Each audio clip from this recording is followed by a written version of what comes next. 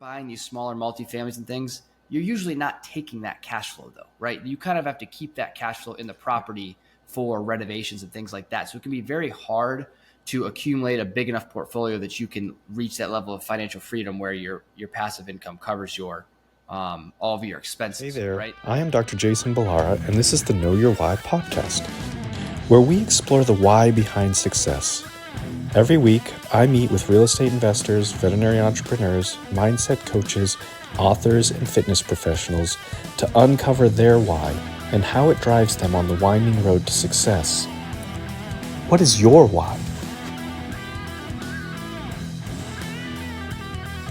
Hi everyone, I'm Jason Ballara, and this is the Know Your Why podcast. Today I'm here with Jake Burhans. Jake is a real estate entrepreneur who owns and operates two separate companies.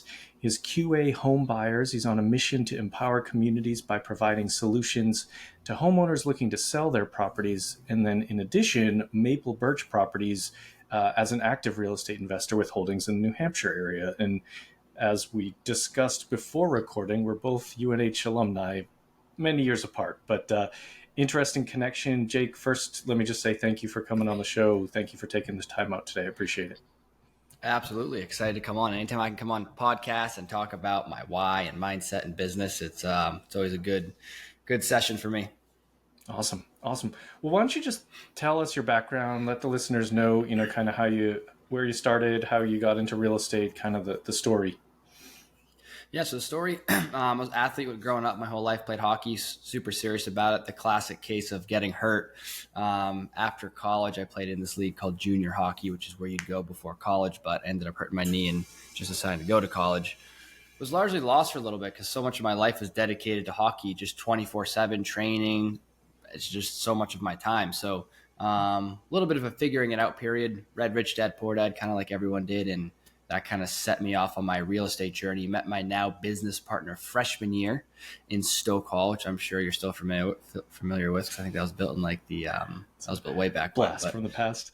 Yeah, blast from the past there. He actually lived across the hall. Didn't really know him that well for the first few years, but after he gave me Rich Dad Poor Dad, I started to I kind of was like his intern, honestly, at first, and started to just learn anything I could.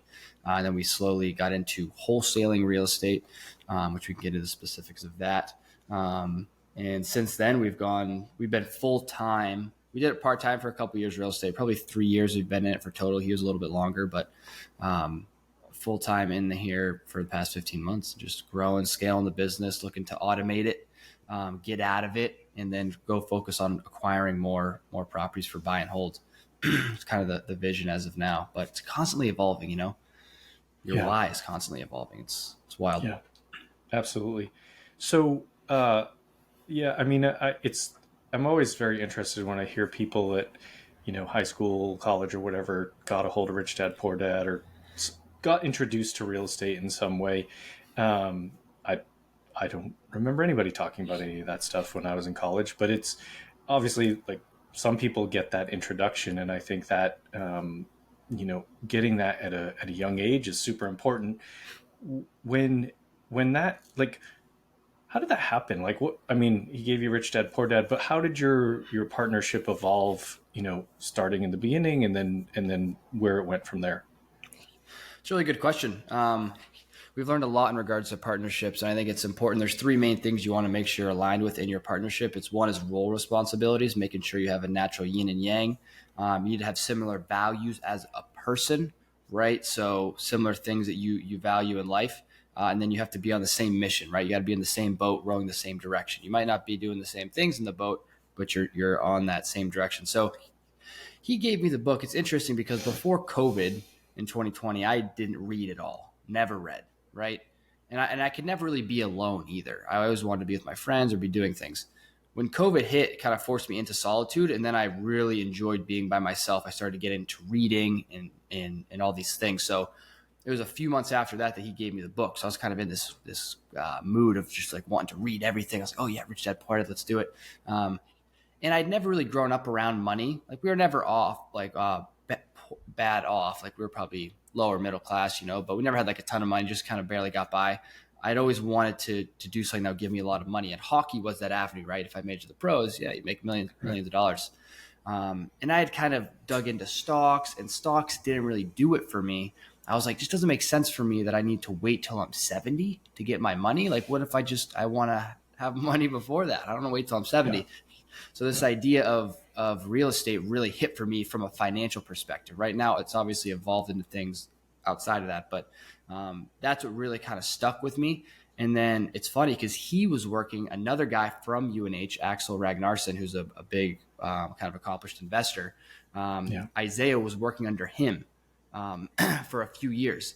So Isaiah was like, "Hey, I need some help responding to emails." So initially, out like junior year, I was in there like responding to emails for Isaiah. Like I didn't even know I was even comfortable responding to the email. I would like send it to Isaiah. He'd look over the email and then send it back to the investor. So I was like doing anything I could for Isaiah for like a while just to kind of learn, and then slowly I would like gain knowledge. I'd still say he knows more than me, obviously, but it eventually got to a point where he was still doing the multifamily stuff, and I had figured out this world of wholesaling real estate. I came across a podcast like, dude, this is it. This is wholesaling, right? Which is essentially direct to seller marketing. It's sourcing off market real estate investment deals. What you essentially do is you're selling contracts. So you get a contract for like 100K. Maybe the property is worth 250, all fixed up. What you do is you would sell that piece of paper to maybe someone who's going to fix and flip it for like 110. And you make a $10,000 spread, still plenty of meat on the bone for the fix and flipper. Fix and flipper is like HGTV, right? Those houses where they do flip or flop, whatever those shows are. But essentially, that's how we got into wholesale. And this is a really interesting point as well, is we were doing so many different things at first, right? So the partnership has definitely evolved. We were both doing acquisitions in the beginning because we didn't really have any traction and it didn't really matter. But we were realtors. We were trying to wholesale and we are trying to buy and hold multifamily. We were doing essentially three different things. And if anyone knows anything about like the one thing, Gary Keller, and trying to get traction, you really need to focus all your efforts onto one avenue. You're gonna be spinning your tires. So we eventually just slowly whittled it down. Took being a realtor off our plate. Then we were just doing multifamily and wholesaling. Isaiah was doing acquisitions for multi. I was doing acquisitions for wholesaling. We still weren't in complete alignment. And then really earlier in 2023 is when the partnership really is kind of flourishing at its highest capacity, when he decided to take on the kind of integrations role of the business. So Gino Wickman talks about this in a lot of his books, but I think it's in Traction. But you have a visionary kind of sales, rah-rah leader kind of Right. guy. And then you have the Right. integrator who is like the back end, pulling the strings. He's doing the systems. He's got to implement everything, right? So Isaiah is very good at the systems and very smart in doing all those things. So when he kind of did that, because I would throw these ideas out there, but I would never get too much traction on them, right? So him coming in to Yeah. implement, and him also doing the disposition side of wholesaling. So once you have it under contract, you have to sell that deal to an investor. It's a whole side. So that way I'm like getting it 50% of the way and he's taking it the other way. So we're not playing in each other's sandboxes, right? I have my responsibilities. Once it's done, it's off to him, right? So that's the role responsibility. And then the vision responsibility is us both agreeing that, hey, we don't want to stay in this business. We're trying to automate it, hire it out, and then we're going to go buy multifamily after this. So that's our vision alignment. And then our goal alignment is both hardworking people, very honest, very respectable. We want to operate business in the right way and do good by people and provide good for the community. So we're not like sketchy people or shady individuals. So we do business together really well. So that's kind of how it's evolved. I think it started because we had value alignment, right? And we always kind of had vision alignment. And then slowly we got into role alignment. And now we've really been, it's like, even like the past few months, we've been talking about it. We've really seen kind of that hockey stick growth. We're like, man, we're making leaps and bounds right now versus all of last year, you know? Yeah. And I think a lot of really good points there. That partnership is such a big part of real estate investing. Like very few people just kind of do it on their own, or if they do, it's probably more of, kind of a hobby standpoint. In the what you said about, sort of having aligned vision and aligned values, but really complementary strengths, right? So it doesn't really make a whole lot of sense to build a partnership or a business around, several people that do the same thing. They're just kind of, if everybody's doing the same thing, then there's gonna be pieces missing. So then you've got to look at that overall vision and plug the pieces in, whether that's with other partners or with hiring. And so I love what you kind of pointed out there. You were wholesaling. Said you were buying multifamily, and this is all in New Hampshire. Initially, it was. Now we're doing, because now I live in St. Pete. One of our main markets is Florida, and we're actually transitioning out of New Hampshire for wholesale and going more heavily into Florida. And then we're going to be doing North Carolina just because it's so much more dense. There's more deals, there's more buyers to sell the deals to. It's just a better place to do business overall. Yeah, yeah, and it's. I mean, the Carolinas and Florida have been pretty tremendous, seen pretty tremendous growth over the last few years too. So I think just that creates growth, creates opportunities. I mean, I not knocking New Hampshire. It's just a smaller state. It's with Oh, yeah. things are a lot more spread out. So I think it makes a lot of sense to look at at least expanding to other markets in from a growth standpoint. You said your idea is to kind of get out of that business, get out of the wholesaling business, and then move towards multifamily. That's, I guess, your combined visions. Mm-hmm. What so? How do you see that looking for you? Like, what do you see as a time frame? Because it's Yeah. always good to sort of map these things out, right, and have kind of a Mm-hmm. plan of how we're going to accomplish goals and when. So, two things I want to say on that. First thing is, yeah, it's an interesting point of how we came to the conclusion of this vision. Because I think one thing Rich Dad Poor Dad does is it tells you, hey, let's get cash flow, passive income, right?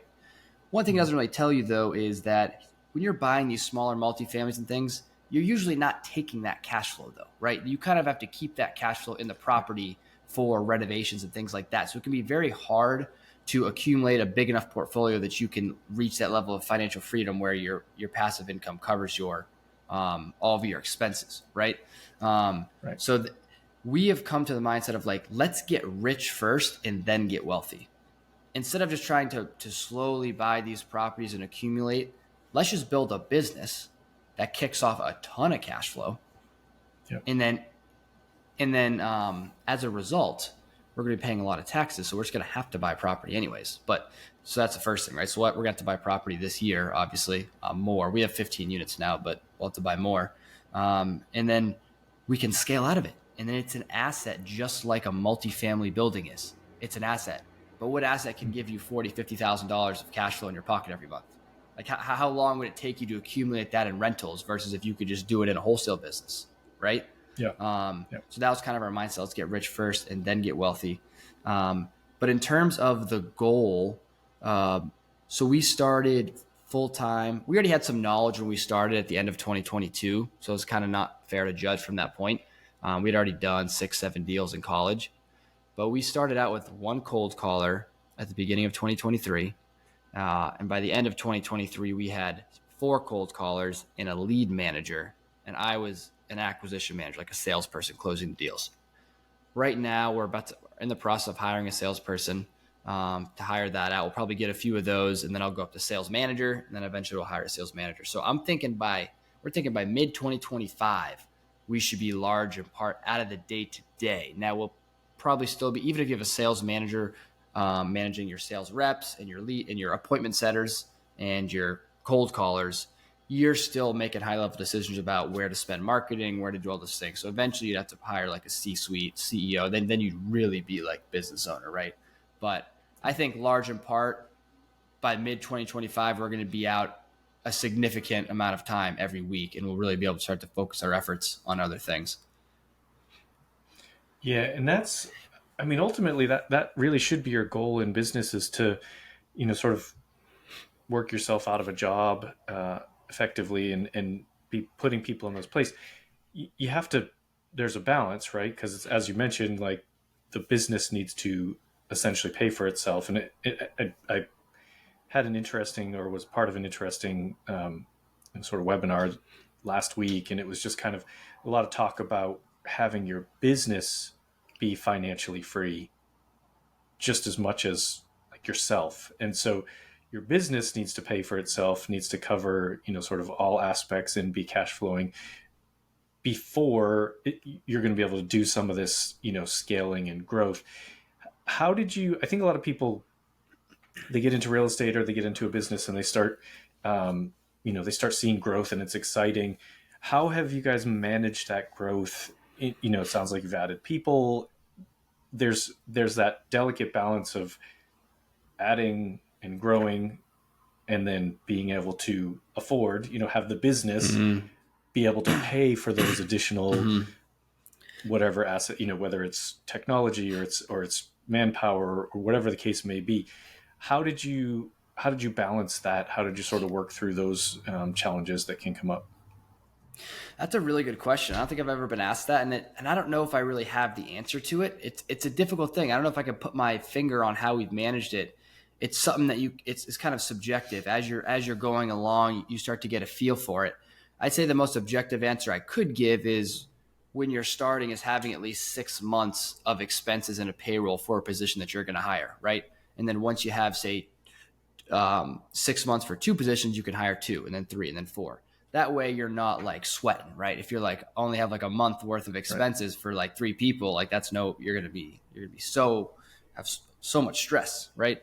So, but I think for us, there wasn't a specific like indication of like, okay, let's move up. It was more like, okay, we had done some deals, we had some money in the bank, and we just felt comfortable, kind of subjectively, like, okay, we can hire another person. We've kind of just slowly worked up in that sense. So we're always just looking at our Yeah. monthly expenses, essentially. That's what we do. We'll be okay. We're going to add this position. It's going to increase our monthly expenses this much. This is how much we have in the OpEx account, right? Operating expenditure account. This is how many deals we're getting on average every month. Do we think that we can bring this on, right? And it's just a call. Me and Isaiah, do we think we can do it? Yes, right. Well, we need to bring this position on because it's going to get us to this level, right? And there's always a certain level of risk in anything, right? I think that's one of the biggest things as an entrepreneur. As you build the business and you gain experience, business does not get easier. You just get better, right? Your risk Mhm. tolerance increases and you're able to handle things and stomach things a lot more than you did when you begun, right? Because here's the reality of it. It's like, okay, I go hire a bunch of salespeople, and in my head, I'm like, oh, I'm not gonna have to close deals anymore. But it's gonna be more stress. It's gonna be more stress. It's gonna be more responsibility. You have more higher level employees. It's just gonna be more to deal with. But my skills, my personal development is going to increase drastically, and I will be able to adapt to that, right? And I've even seen it lately. Like I'm managing the cold callers now, and stuff that I maybe used to not feel comfortable saying. Now I'm much more stern and just like, hey, listen, this is what it has to be, right? And I'm very, very straightforward with things that I'm trying to communicate. Just because I'm like, I don't even got time to deal with this right now. Like I got so many bigger things with the company. Like I Yeah. just need you all to be hitting these KPIs. You know what I mean? So it's just things Right. like that. Yeah, and I mean, you touched on a lot of things there. You started by saying you not didn't know how you did it, but I think you did, like, maybe unknowingly did, what needs to, set. You mentioned KPIs there at the end, like setting KPIs. These are the metrics that these people you're bringing on. You talked about having um, reserves, right? And I think one of the biggest mistakes, challenges, or biggest mistakes that can create challenges is not operating with reserves, whether that's in a business or real estate or whatever it is, and because they're sort of one and the same. Real estate is a type of business, but having appropriate reserves for whatever you're trying to do and understanding, because you're not going to have, sort of linear upward growth. You're not even going to have linear flat performance Yeah. every month. It's just going to be, you're going to have up and down and up and down, as long as over time it's an upward trajectory. And as you mentioned, now you guys are at that sort of hockey stick phase where, you probably stayed flat or slight upward trajectory, but now once you get these systems in place and you start to bring people on that can perform those tasks and duties and sort of meet those KPIs that you otherwise couldn't have done it on your own, right? Like, if you're setting numbers of whatever it is, like numbers of cold calls per week, one person can't necessarily meet the numbers that you need to generate the number of leads that you're looking for. And it's that trickle down funnel. So um, a lot of what you said there, I think, is really important stuff for people to understand in terms of, growing a business and being, and that's where you go back to that sort of visionary and integrator. right? It's one person sees, well, I see this business looking like this in 5 years, right? Or 3 years or two, whatever it is. Well, someone has to make that happen. And a lot of times in the beginning, you might be both of those people, but it is many people are not good at both. Like, like I'm very good at seeing things how I vision them, down the road. But sometimes I try to do that. I try to execute that by doing so many different things and doing most of it myself. And it's like when I started bringing in people to do to build a team and have integrators around me, that just helps tremendously in terms of being able to sort of accomplish those goals and execute the plan that you have in place.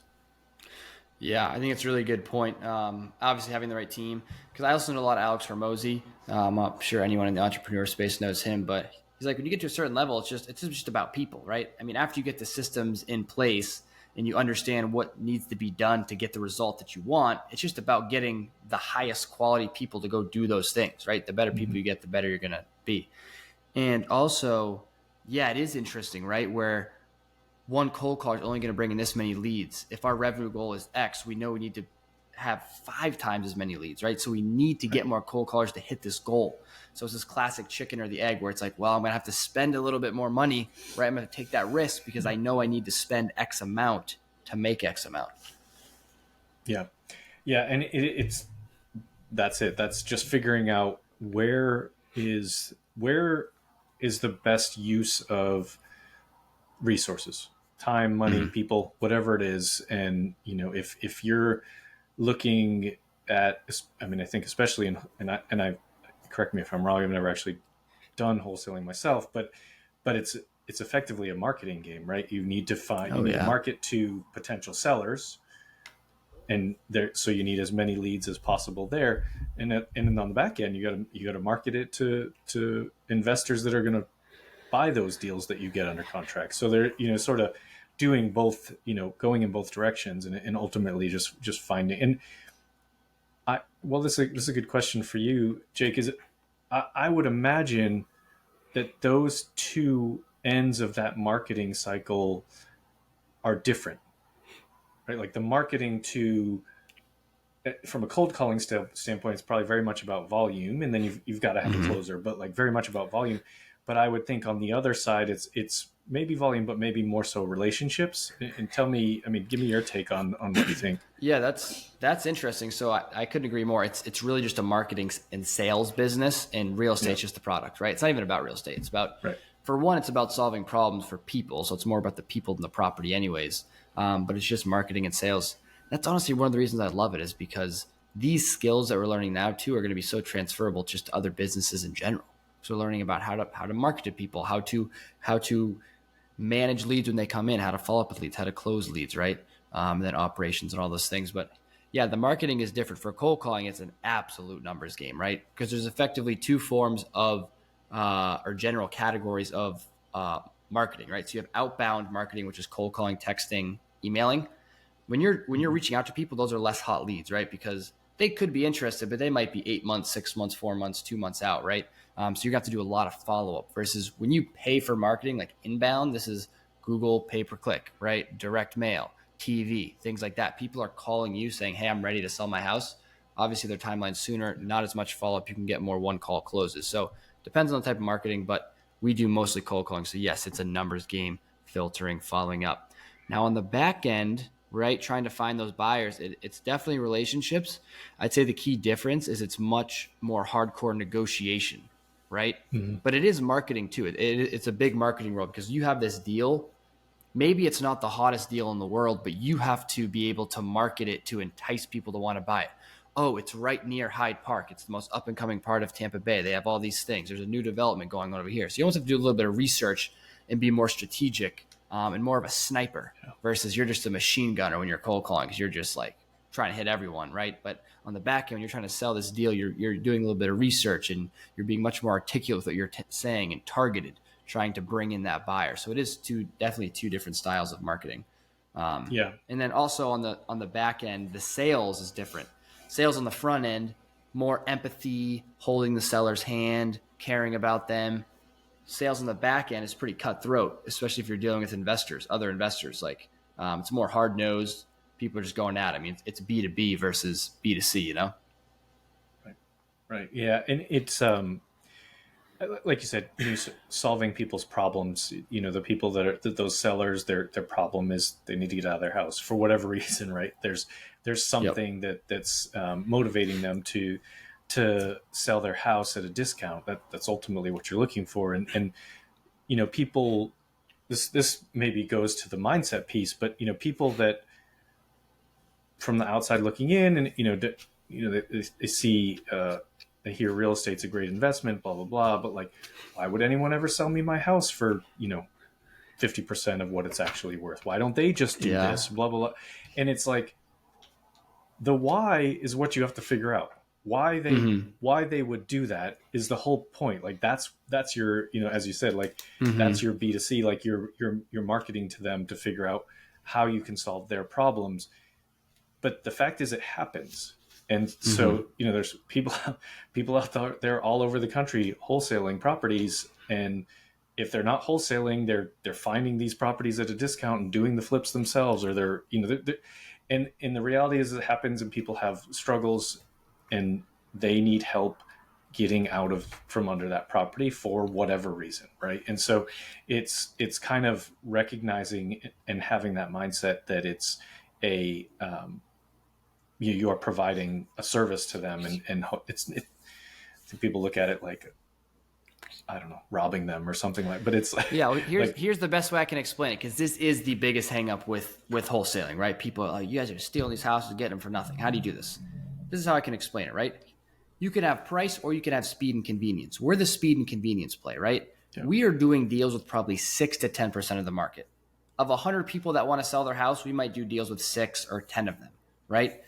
And this is the best analogy I have for it. You're driving down the road, you want a bottle of water. You stop at the gas station, you pay $3 for a bottle of water, right? For the convenience. You know yeah, dang well you could go to the grocery store, get a package of waters, and that water probably cost you 30 cents, right? But you yeah, said, no, I'm going to choose the convenience of getting this water bottle right here, and I'll pay a premium. Same thing with wholesaling. I know I could get more money. I want the speed and convenience, so I'm willing to sell it at a discount. And why typically do they want the speed and convenience? Because X, Y, and Z problem, which we're also solving, right? So it's not like we're yeah, just coming in, offering, getting the house. No, there's things we got to take care of. We got to move people out. We got to get them to Texas. We got to pay for their moving costs. We got to talk to the daughter. The daughter's just an absolute nutcase. We got to talk to the daughter and get her on board with selling it, and then call the brother and get him on. It's like all these things that are going on, right? No one wants to deal with that. Realtors don't want to deal with that. Fix and flippers yeah, don't want to deal with that. You know what I mean? They just want the deals. So there'll always be a value for wholesaling in the marketplace. But I think that's the biggest thing is we are going after people who are willing to trade price for speed and convenience. I was literally on the phone with the seller today. I was like, hey, listen, she's selling a multifamily property. Talking to a realtor, I'm like, hey, if you want the most money for it, you should just go list the property. That's not mm-hmm, us, right? We can yeah, be convenient for you. We can give you the easiest transaction. It's not going to be the most money, right? But we can get in there. We can have minimal showings, right? We won't be disturbing the tenants a ton. Won't ask you to do anything to it, but it's not going to be the highest number, right? So you're upfront about those things. right, It's not like you're pulling the wool over anyone's eyes, but I think that's just kind of the general, give people a general idea of that. yeah, yeah. I love the water analogy. I mean, there's so many things that like that people do out of for speed and convenience. Not even necessarily speed all the time. Like look at DoorDash, Mm-hmm. like all the food Yeah. delivery services.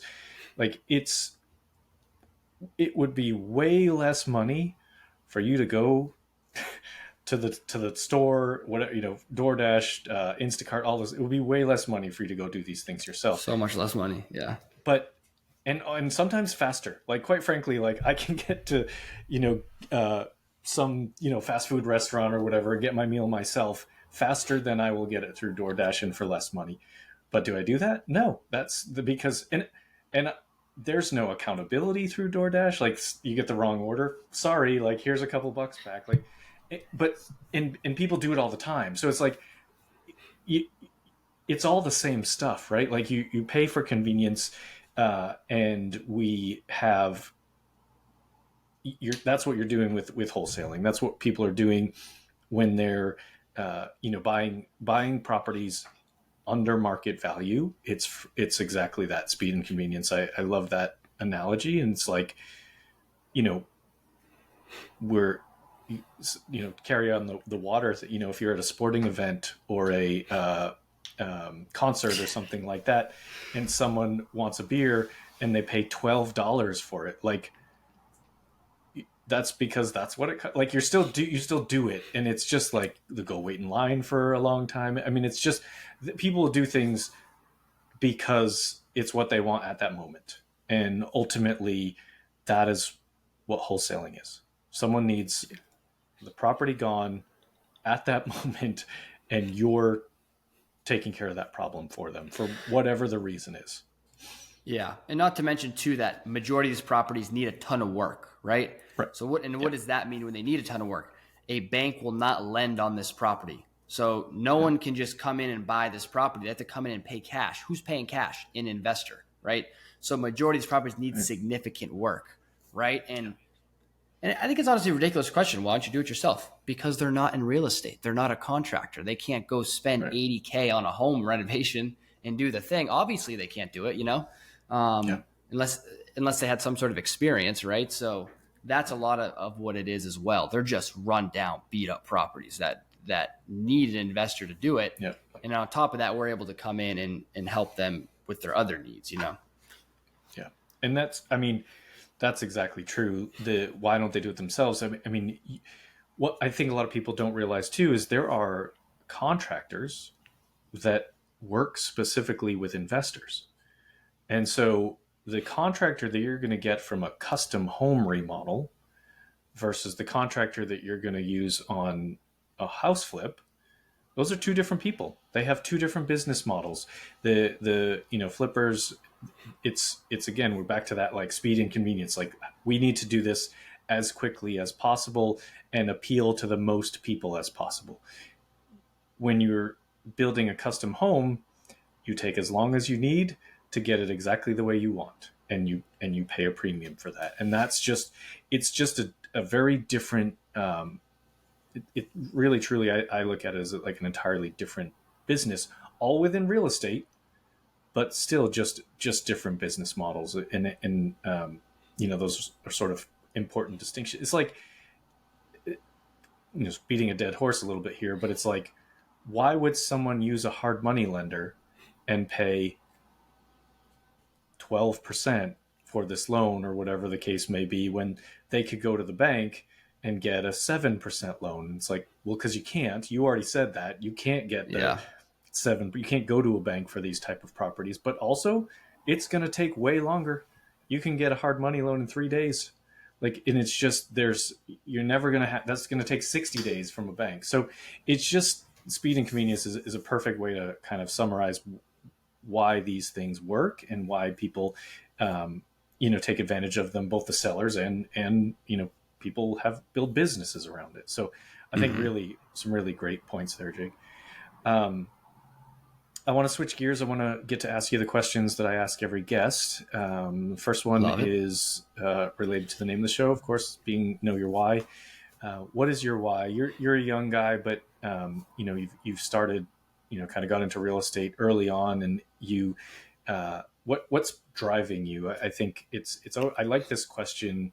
I like this question in everybody. Obviously, I named the podcast Know Your Why, but in young people, I think sometimes there's you're gonna have different answers than maybe someone like my age, where it's like standardly family, but or children or whatever. But what's driving you? What is your why, Jake? So I mean, initially my why was definitely financial reasons, right? And I mean, I think that's being young, wanting those things, right? And it's not bad to want to have money, right? And to want to not be stressed out by money, right? So I think money was a driving factor, but that fades. It fades pretty quick. When money is your driving force, I think it fades pretty quick. So now it's not as much about that, because initially in wholesaling, I'd be like chasing the big checks. Oh my God. Now I don't really care about the money as much. It's more about getting my time back. But now what I'm really passionate about this time is going on podcasts, building my real estate community, helping other people get started, right? So helping other people along their journey, making those first steps, seeing people progress, getting the text of, hey, I did this deal, I did that.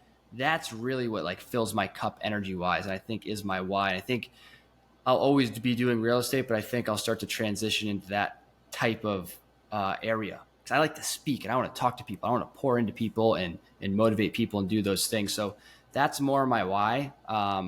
I'd say it's just to make as big of an impact as I can, right? I think we're on this earth to impact other people. And it's so easy to get caught up in doing things for yourself, but just trying to have the biggest impact that I can. It's like I was given the gift of these traits that I have, the motor I have, and everything. So I want to try to put that to the best use that I can. Yeah, I love it. I love it. You get plenty of time to help a lot of people, so that's fantastic. Tell us something about yourself that isn't common knowledge. Special skill, a hobby, anything to let listeners know you better. I know you played hockey, so that Mm-hmm. we've already talked about that one. Is there anything else that you want to share with people to let them know you better? Let me know me better. Hobbies. I don't know. I love business. I love music. My dad's a phenomenal musician, guitar.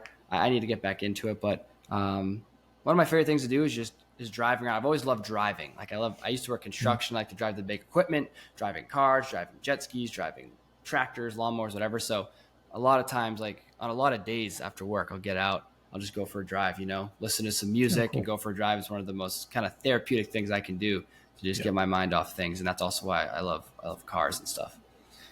yeah, very cool. I agree. Sometimes just get. I mean, I live in LA. There's a lot of traffic, but sometimes still, it's just like it's pretty beautiful scenery that I'm driving through in Yeah. traffic, and it's just sometimes nice to put on some music and just get it. It gives you a few minutes to just kind of focus and be get your thoughts settled in your head. So I like it. When people hear this and they want to reach out to you, what's the best way? Um, Reach out to me on Instagram if you have it. I mean, I'm on every social, so you can reach out to me Instagram, TikTok, or YouTube, Jake_Burhans. You can find me on Facebook, Jake Burhans. You can find me on LinkedIn, Jake Burhans. So I got pretty much hits all of them. I'm not on Twitter, but yeah, those five. So Jake_Burhans is my username, or you can just search my name in Google. I should pop up a bunch of places. Perfect. And we'll put that in the show notes as well. Final question for you, Jake. What piece of advice would you give to someone who is, they hear this, they're inspired by your story, and they want to get started in real estate? What would you tell them? Consistency, not intensity. That's what I would I say. like it. Consistency, not intensity. I was the opposite. I'm the person who will get started something. I'm going to work 15 hours a day for 4 weeks and then burn myself out. Right? No. Yeah. Right? Nothing's going to happen that quick. Right? And it's like that with anything. You can't go to the gym for 9 hours in one day and get in good shape. No, Yeah. you got it. But if you Yeah. go 20 minutes every day for 6 months, you'll get in Right. shape. Right? But that's too basic and too boring. No one wants to do that. But that's what it is. It's one of my favorite quotes of all time. Doing the consistently basic thing for an uncommonly long period of time without convincing yourself that you're smarter than you are, right? So choose consistency over intensity, right?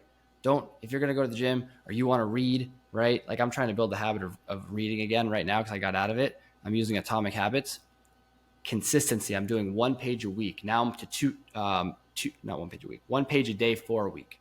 Now I'm up to 2 pages a day for a week. And I'm going to slowly work my way up to 10 pages a day, right? But I have to earn the right to read more by being consistent. That's the limit I put on myself. Because what would happen before is, not to digress, but what would happen before is I would sit down to read and, I love reading. I'd read like 20 pages, wouldn't pick it up Yeah. for a month, right? So now when I sit down and read 1 page, I'm like, oh man, I really want to keep reading. Like, no, I haven't earned it yet. So I have to earn it with consistency. And then once I can get to 10 pages consistently, then I'll be unleashed. Yeah. Yeah. This is why diets don't work, right? Yep. Because it's basically, we live a very long time if we're lucky. And if you want to, I mean, this Atomic Habits talks a lot about this, but like if you want to be a certain type of person, right? You want to be someone who reads, you want to be someone who works out, you want to lose weight, be in shape, whatever it is, doesn't matter. But like you want to do this forever. It's not like, oh, I'm going to do this for a month or 2 months. Like this, what you mentioned Alex Hormozy, and I'm a huge fan as well. And he said, I think he said, the gist was get good at the middle. He's like, in business, in marriage, in being a parent, in any of these things, the goal is not to finish, right? Like you don't want the marriage to end. You don't want to stop being a parent. Like these are things that you want to go forever. So what you need to get good at is being the parent, the spouse, the business owner, and carry that forever. And whatever, and it goes along with everything. And it's like just getting out of the mode of instant gratification and finding a way to enjoy the middle. I think it goes along with what you're saying. Phenomenal. He was talking about it with Chris Williamson on it, but he's like, the goal isn't to get in shape, it's to stay in shape, right? You don't just want to get in shape, you want to stay in shape, right? You don't want to reach it and then just, okay, I'm done. It doesn't work that way. But that's what Simon Sinek talks about as well. He calls it the infinite game of business, of marriage, of friendship, of all these things. They're infinite games. You don't win them. You win the games by staying in. That's how you win, right? You win business by not going out of business, right? There's no goal that makes you win. You win your marriage by keeping it alive. You win health by staying in shape, right? So sustainability, I think, goes hand in hand or synonymously with consistency, Yeah, absolutely. Well, this has been great, Jake. I really appreciate your time. I love, hearing your story and everything you shared with the listeners. So thank you so much for coming on the show today. I appreciate it very much. I appreciate it. Again, anytime I can get on here, it's the highlight of my day. Awesome. Folks listening, I know you're going to get a ton of value out of this. Make sure you connect with Jake and please rate, and review the show so we can get more great guests. Thank you all for listening. Hey there, I am Dr. Jason Ballara, and this is the Know Your Why podcast, where we explore the why behind success. Every week, I meet with real estate investors, veterinary entrepreneurs, mindset coaches, authors, and fitness professionals to uncover their why and how it drives them on the winding road to success. What is your why?